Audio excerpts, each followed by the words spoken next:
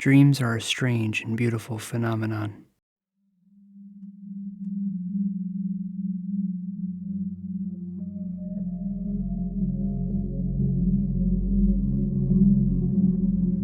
We've all had them. Distant memories, visions of wealth, going on a date with someone who doesn't know you exist, to then wake up realizing it was all just an illusion. They're a good escape from everyday thoughts.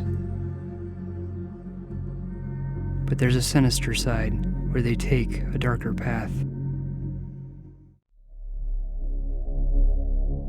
Nightmares are anxiety-inducing. You can wake up from it to have your whole day destroyed if you focus on it long enough. I woke up in the middle of the night, drenched in cold sweat because of them. They'll take you by surprise when you least expect it. This is a nightmare I had last year that would completely change my whole perception of dreaming. This is the nightmare that ended in reality.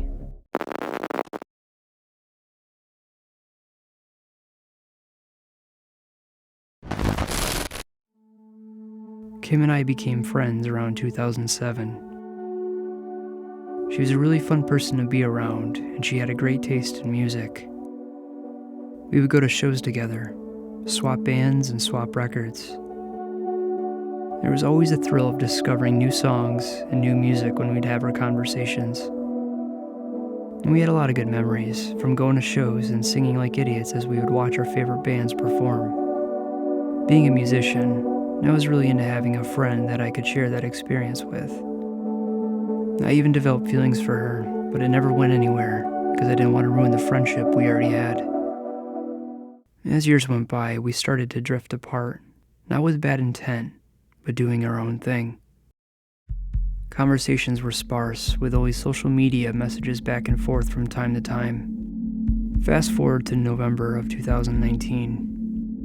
I was at work on my lunch break, sitting in my car and listening to music, posting stories to my Instagram like I usually do. I had a song from the band Living with Lions, a band that became a favorite between the two of us when we started to hang out. I went throughout my day and got home from work to see a notification on my phone. I opened up Instagram and there was a message from Kim. She said, "Forgot about this band, thank you dude." It brought me back to us hanging out and talking about them all the time. I was happy, and it was good to hear from her again. And now we're approaching 2020, the year that was supposed to be amazing. It's nighttime in March, and I get another notification on my phone. It was another message from Kim. She sent me a strange message that didn't make sense to me, but I responded to see if she was okay. I never got a message back from her. I closed my phone and brushed my teeth and headed to bed. As I'm sleeping, I drift off into a dream.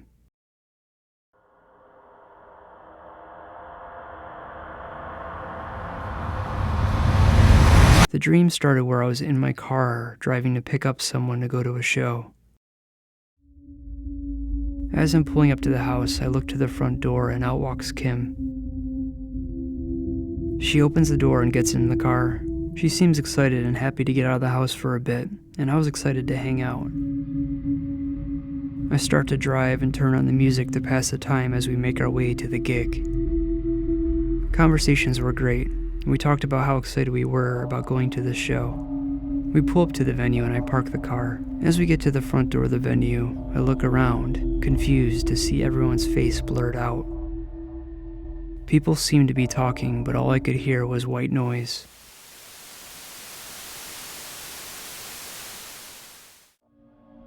I snap out of it by hearing Kim say, "Come on, the show's about to start." Uneasy by the appearance of everyone and the noise, I follow her in. We look to the stage and see that one of our favorite bands are playing and run up as fast as we can. The strange thing was, the band's faces were all distorted and blurred out too. The song being played turned into a hazy, unrecognizable version of the one that I was used to. Kim was thrilled to be there, but I was starting to feel uneasy about the whole situation. As soon as the song ended, the lights cut out. And this is where the nightmare starts to take over the dream.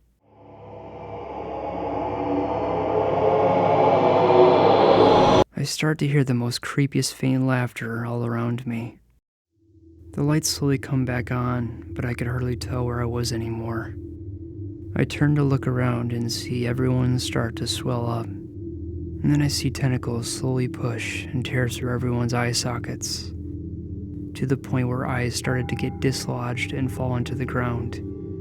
These strange mouth-shaped creatures start to squeeze their way through everyone's face. And one by one, the face of each person starts to slowly rip apart. As these creatures make their way up, their eyes start to glow a faint green as they lock onto the two of us.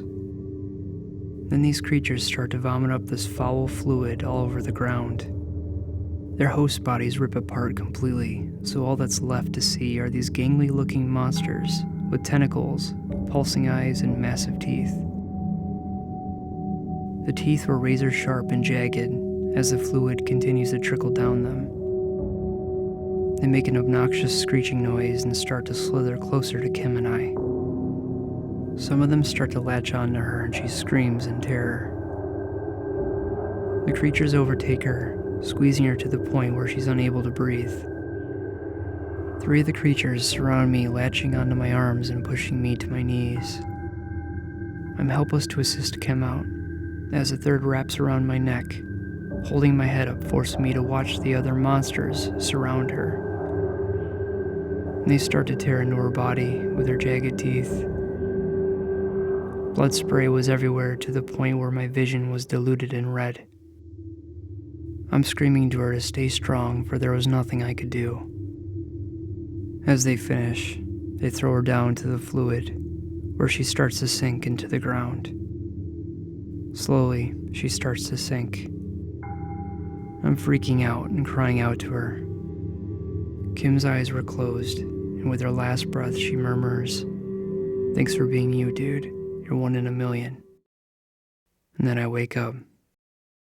The nightmare shook me so much that I had a hard time trying to get back to sleep. I was also confused, trying to make sense of it all, since we've hardly been in contact. But for some reason, Kim was on my mind. A few weeks go by. I'm getting up to grab some coffee and make my way to the computer. I'm doing the usual of getting caught up in YouTube videos and responding to messages. I head to Facebook to see what everyone has been up to.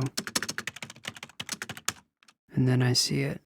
A flood of grieving people, sharing memories, love, and sadness over the death of Kim. My heart sank. I couldn't believe it. I kept telling myself this can't be true. And then the reality set in. Thinking back to the nightmare I had just a few weeks ago. Kim was gone. She passed away unexpectedly in her home. Thinking back to all the moments we shared together and all the lyrics we had memorized.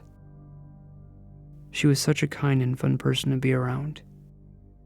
I scrolled through our Instagram messages and sent her a message, knowing I would not get a response back. Just letting her know how much she meant to me, to others, and how much we miss her. Dreams and nightmares are strange portals into the unknown, and I don't take them lightly anymore. You never know what can or will unfold while you drift away into slumber. Keep your family and friends close to you, and never stop loving them, for you never know when it might be their last. I miss you, Kim, and I hope that you're resting peacefully.